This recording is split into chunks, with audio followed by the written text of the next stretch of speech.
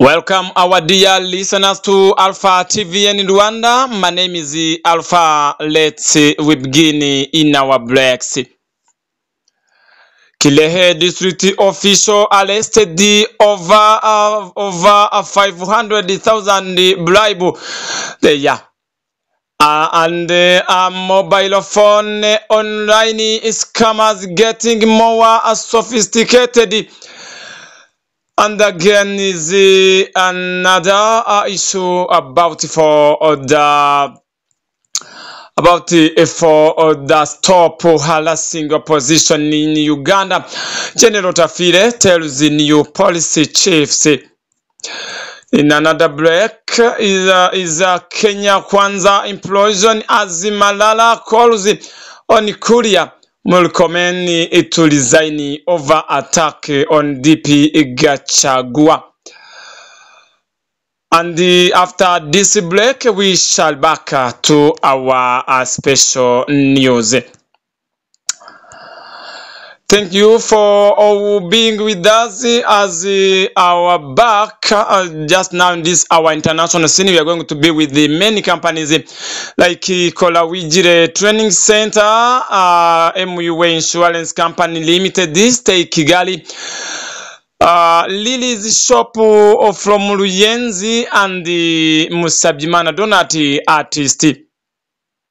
Muraho nitwa Nigena Josiane nkaba nkorera company yitwa MUA Insurance ishami rya Nyabugogo. Product dutanga harimo motor insurance, harimo fire insurance, general accident insurance, engineering insurance, bama bonds, marine insurance, money insurance, travel insurance, aviation insurance n'izindi twabashishikarizaga rero kutugana dutanga service nziza. Tukaba twari mu kimbere ya Beka mu etaje y'uwitwa Jacobo, etaje ifatanye na station SP. Ikaze rero ni karibu. MUA Insurance ni ya kera imaze igihe iri gukora cyane kuko yahinduye izina. Mbere yitwaga Phoenix Insurance, ubu ngubu yitwa MUA Insurance. Ikaze bakiriya beza, murakoze.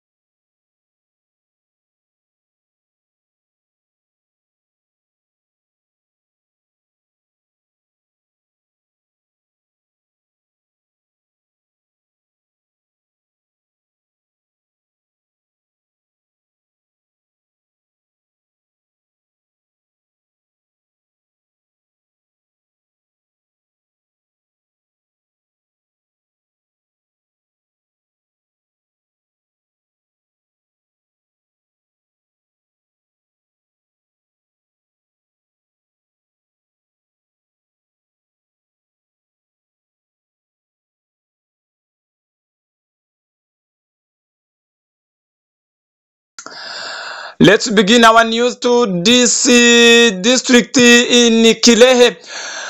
Official arrested over Rwandan francs 500,000 bribe. Kilehe district official is being investigated by Rwanda Investigation Bureau (RIB) for allegedly receiving Rwandan francs 500,000 bribe from an investor during the process of issuing a public tender. Arrested on May 23rd, the official in question, Vitali Gasagure, is in charge of infrastructure at the district. He was apprehended along with an accomplice named Evariste Sindikubwabo, according to RIB. A statement issued by RIB showed that Gasagure is charged with soliciting and receiving a bribe, while Sindikubwabo is charged for complicity in the crime. The two are currently held at Kilehe RIB station as their files are being processed to be sent to the prosecution. In another issue here in Rwanda, all mobile phone online scammers getting more sophisticated as questioning from to these people. In recent years, law enforcement organs, together with the telecom companies and the regulators, have upped the tempo in cracking down on mobile phone and online scammers who run fraudulent schemes to steal money from people. However, it appears as the law enforcers tighten the grip on the scammers, they also come up with the new sophisticated ways to defraud the people out of their hard-earned money. On a random Tuesday afternoon, Ernest Muhire got a call from someone who claimed to be a school teacher of his son, who said that the 8-year-old had fallen and injured himself and that he was admitted at one of the local hospitals. The teacher sent a number asking him to deposit 46,100 francs to clear the emergency taxi and initial hospital bills as they waited for him to show up at the hospital. Knowing how playful his son is, Muhire, who was in a meeting at work, did not hesitate and quickly sent the money as hurriedly excused himself to go to the hospital to check on his injured son. His wife had just talked to the teacher and their son was fine. Nearly an hour had elapsed and Muhire tried to call back the number, but it was off. They had defrauded him. It is a trick many scammers use on parents who they know have children at certain schools and they are assured the parents are busy. Chances of catching them off guard are high. While some parents and the guardians will easily detect when they are well aware of their children's whereabouts and state some easily for it, including those with the children in boarding schools. In the same manner, similar mobile money fraud is done on handset owners who receive a message duping them that they accidentally received a certain amount of money which they are compelled to send back. Vestino Wimana, a businesswoman in Kimilongo Market, said she received a message which seemed real, asking her to send back a certain amount of money. And thinking a client sent it to her accidentally. By the time she could go back to call the number, it was a little too late. The telecom company informed her that the amount had been withdrawn from the SIM card which had been recently registered. In the same market, Jean-Claude Wizeye, another trade, was targeted by similar scammers who insisted that if he did not send back the amount of money, the telecom company which they claimed to work for would block his SIM card. Other commonly targeted groups include individuals looking for driving permit, passports, or visas.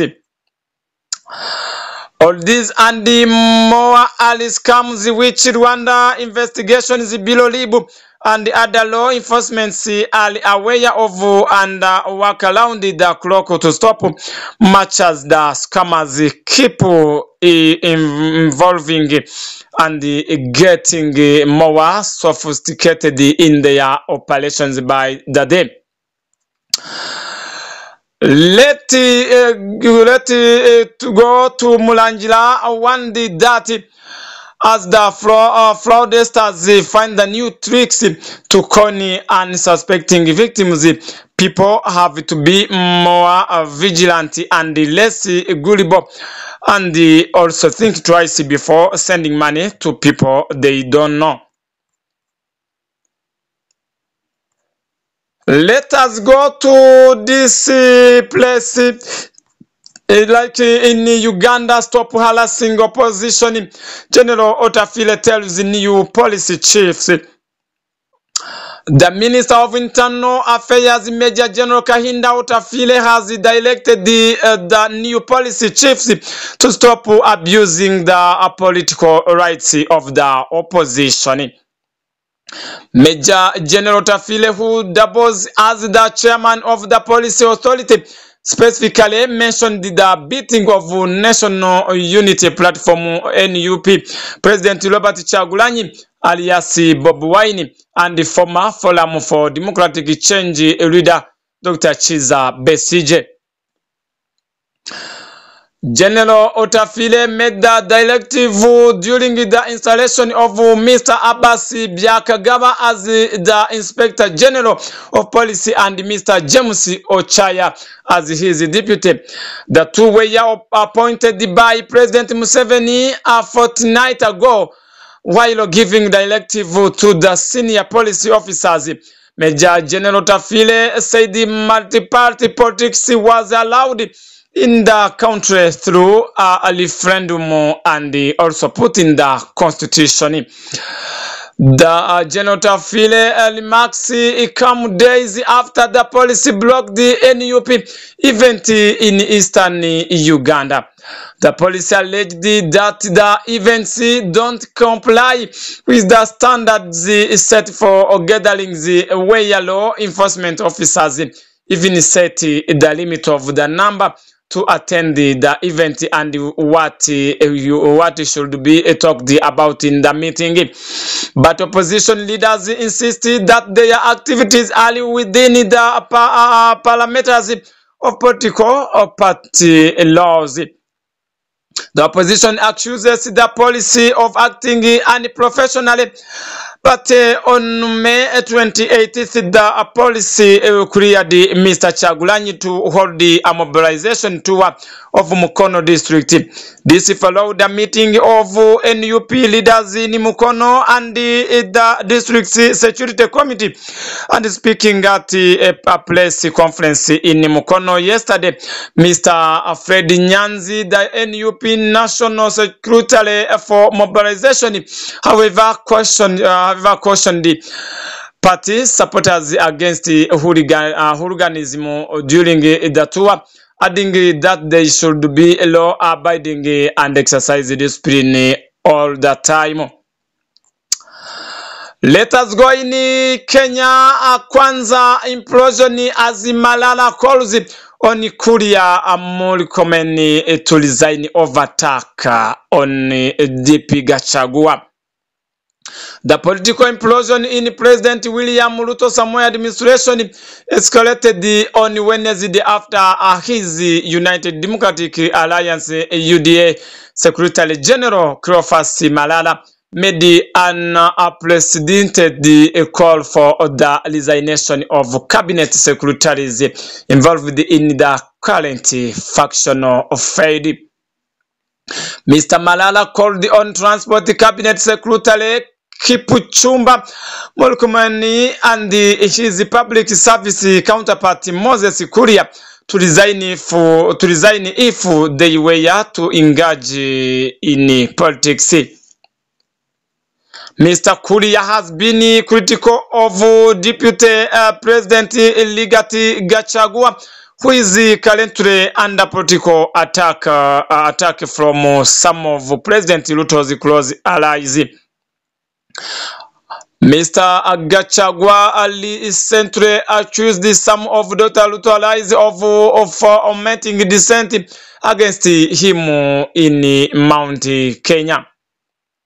Although he did not name the names, he was believed to be referring to CS Murkomen and a Kapsaleti MP Oscar Sudi. Mr. Murkomen later hit back at Mr. Gachagua, saying he had no time for politics of hate. In Tanzania, now they are out of to own commercial buildings elsewhere in Africa.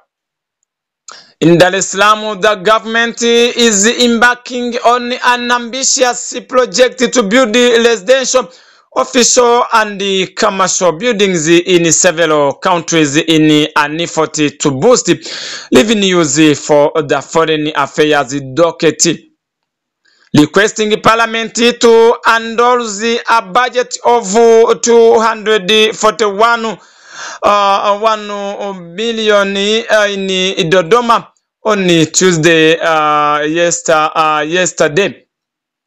The Minister for Foreign Affairs and East African Cooperation, Mr. January Makamba, said the money would be sourced through various means, including a partnership and loans. In the DRC, Mr. Makamba added the ministry has entered into the partnership deal with the National Social Security Fund for the construction of 22-story twin tower building. In Kinshasa, a 25-story building will be built, he told the parliament like that at above.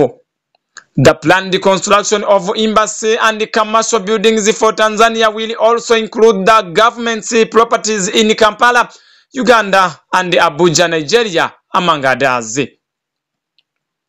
Responding to the budget, Parliament's Foreign Affairs, Defense and Security Committee said the project were good and that the execution should put the interest of Tanzania first.